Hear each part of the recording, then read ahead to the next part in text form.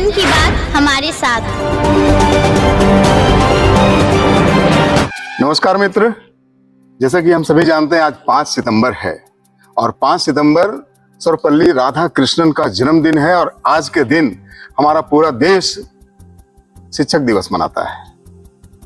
तो आज बहुत महत्वपूर्ण दिन है, खास करके शिक्षकों के लिए, शिक्षा के लिए और शिक्षार्थियों के लिए, विद्यार्थियों के लिए।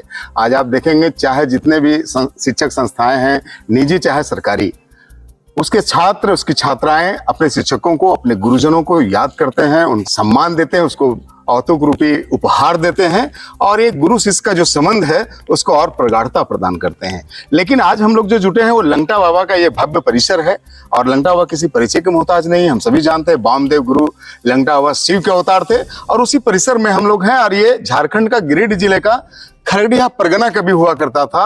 आज खरड़िया पंचायत है और इस परिसर में हम लोग सभी हैं और ये जो आप चेहरे देख रहे हैं ये शिक्षक गण है जो शिक्षा का अलग जगाते जगाते अपने जो फाइली जो होता है, जो दस्तावेज होता है, उससे ये रिटायर हो गए हैं। सरकार की नजरों से रिटायर हो गए हैं। लेकिन मेरा मानना होता है ये कि शिक्षक कभी रिटायर होते नहीं।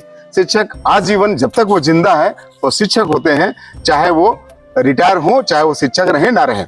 और दूसरा हमारे कामदेव भैया हैं जो एक सामाजिक कार्यकर्ता हैं और बढ़ चढ़ करके सामाजिक चीजों में एक दूसरे का साथ देते हैं, एक दूसरे के यहाँ उपस्थित होते हैं। तो आज हम इन्हीं से पूछेंगे कि आखिर इस भव्य जो विशाल नीम का जो पेड़ है यहाँ पे आप देखिए ऊपर से, और इस पेड़ की क्या महत्ता है और आज ये लोग, ये जो शख्सियतें हैं जमुआ की, वो यहाँ आज क्यों पहुंचे हैं। हम सभी जानते थे और मैंने कई बार बताया आपको कि लंगटा बाबा वामदेव के ये तपस्या स्थान हुआ करता था।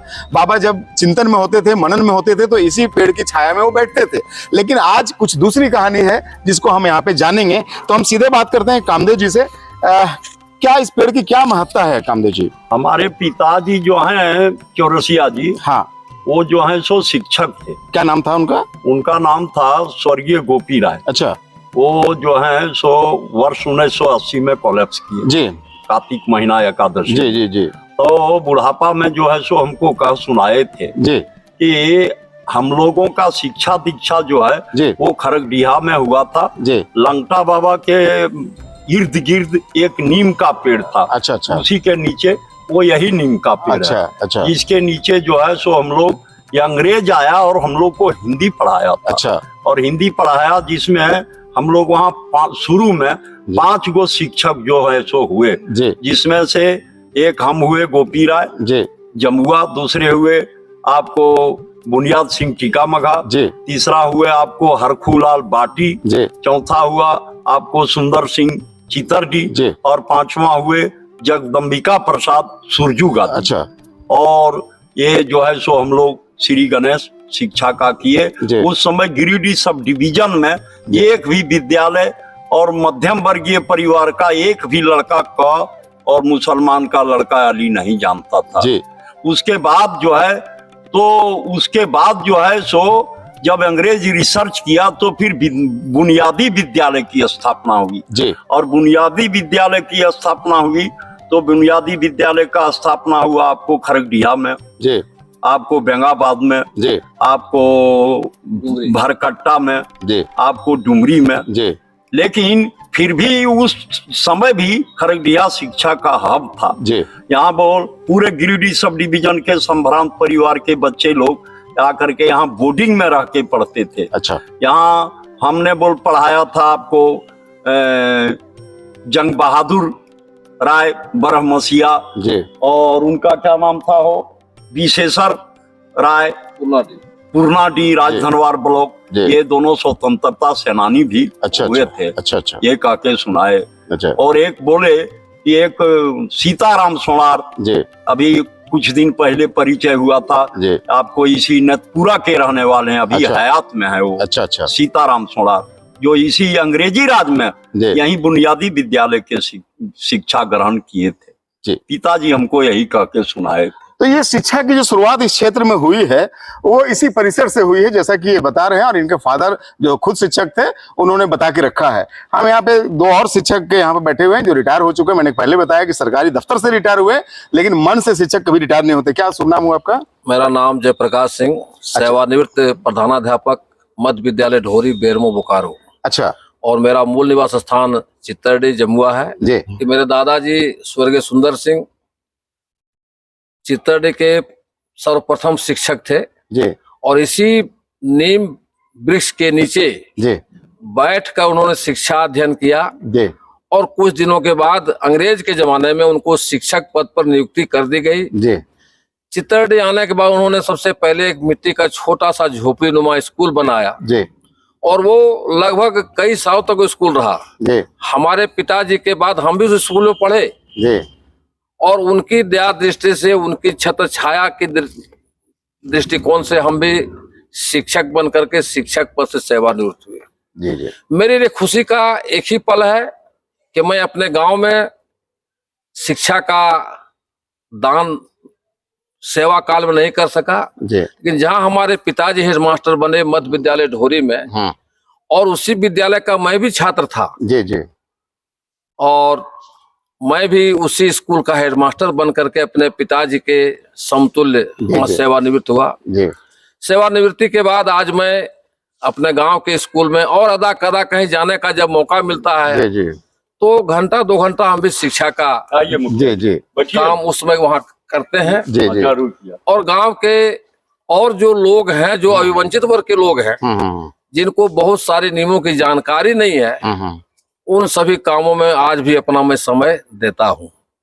मैं आज भी कहता हूं, चूंकि संगठन से मैं भी जुड़ा हूं, कि हम शिक्षकों को सिर्फ अपना मूलभूत काम करने दीजिए, जो मेरा मौलिक काम है, और उस मौलिक काम में यदि हम खरे नहीं उतरते हैं तो आप दंड देने का काम कीजिए, मैं उसे रोकूंगा नहीं।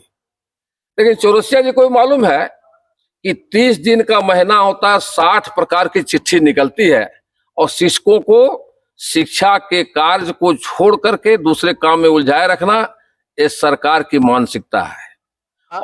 हमारे साथ एक और शिक्षक जुड़े हुए हैं। क्या शुभ नाम हुआ आपका? मेरा नाम सदानंद प्रसाद राय हुआ जी। मैं मध्य विद्यालय फुसरू में 1981 में योगदान करके साइंस टीचर पर किया। उसके बाद हेडमास्टर प्रमोशन होने के बाद मध्य विद्यालय भेंडरा में योगदान जी करके मैं सेवानिवृत्त प्रधानाध्यापक हूँ। और सब लोग यही कहते हैं कि सरकारी स्कूल में पढ़ाई होती नहीं है, लेकिन मैं यह दावा के साथ कहता हूँ कि सरकारी विद्यालय में जिस तरह के शिक्षक अभी भी हैं, अनुपात में नहीं रहने के कारण वो बहुत लगनशील से पढ़ाते हैं, लेकिन अनुपातिक नहीं रहने के बाद पूर्ण शिक्षा का विकास नहीं हो पा रहा है। हमारे सामने जगन्नाथ के मुखिया जी भी बैठे हुए हैं, रंजीत कुमार, और ये चूंकि अभी सरकार है इनकी जेएमएम की, और ये प्रखंड के सचिव भी हैं जेएमएम में, और हमारे प्रखंड जेएमएम के अध्यक्ष भी चीना खान साहब बैठे हुए हैं, फॉर्मल मुखिया खरड़िया के।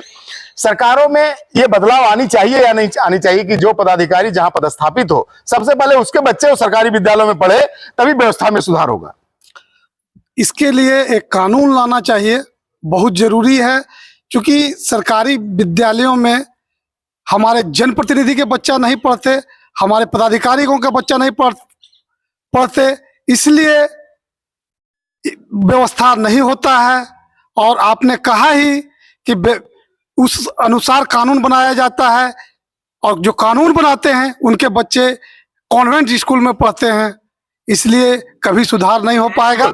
और ये दुर्भाग्य है कि जो टीचर पढ़ाते हैं विद्यालयों में, उसके भी बच्चे कॉन्वेंट में पढ़ते हैं। वो पर जिस बच्चे पे वो गुमान करता है कि मेरा बच्चा कॉन्वेंट में पढ़ता है, स्थिति ऐसी है कि मैंने बहुत सारे परिवारों को देखा है कि बच्चा पुणे में नौकरी कर रहा है और बेटा बाप दर्द से तड़प रहा है खाट में, लेकिन उसको दवा देने वाला कोई नहीं होता। चीना खान साहब, क्या कहेंगे इसमें आप? सबसे पहले आपके चैनल को मैं धन्यवाद देता हूं, और आज शिक्षा दिवस है।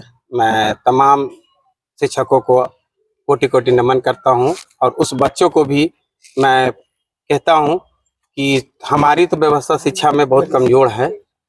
व्यवस्था कमजोर होने का कारण भी है कि हमारे यहाँ जितना भी स्कूल है उसके अनुपात शिक्षक नहीं है, बहाली नहीं होती सरकार द्वारा, चाहे जिसकी भी सरकार हो, चाहे मेरी सरकार हो या और ये सरकार हो, बहाली नहीं हो पाती है। जो अगर शिक्षक का बहाली हो तो हमारे झारखंड के साथ साथ हमारे हिंदुस्तान भी सुधरेंगे। धन्यवाद। चलिए, इस वीडियो को बनाने का मूल उद्देश्य ये था कि हम आपको परिचय कराते इस नीम के पेड़ को। और इस नीम का पेड़ इसलिए महत्वपूर्ण है, जैसा कि कामदेव जी बताए, कि यही वो बुनियाद है, यही वो केंद्र बिंदु है जहां से इस क्षेत्र की शिक्षा का प्रसार प्रसार हुआ। अंग्रेजों का काल था, भारत गुलाम था, अपना देश गुलाम था, और इसी नीम के पेड़ के तले अंग्रेजों के ही कुछ सहृदय और अधिकारी लोग कुछ शिक्षकों को, जैसा कि कामदेव जी बताए, यहाँ पे कुछ लड़कों को तैयार किया शिक्षण कार्य के लिए, और वो लड़के फिर यहाँ से फैले अलग अलग जगहों में, और इस क्षेत्र में शिक्षा का विकास हुआ। और जैसा कि ये बता रहे थे कि यहाँ के बाद फिर बुनियादी विद्यालय बना बहुत सारे जगह में, खगड़िया में भी बुनियादी विद्यालय में है। तो उद्देश्य आज का वीडियो बनाने का ही था कि हम इस जगह से हमारे जो आने वाली संतति है, आने वाला जो हमारे बच्चे हैं, वो इस जगह को भूले नहीं, इस जगह का परिचय रखे कि नीम का पेड़ इस क्षेत्र की जनमानस के लिए कितना महत्वपूर्ण है, क्योंकि शिक्षा श्रेणी का दूध होता है, और शिक्षा से ज्यादा महत्वपूर्ण मनुष्य के जीवन में और कुछ नहीं होता है। चलिए, बहुत बहुत धन्यवाद। आप बने रहें जन की बात हमारे साथ के साथ।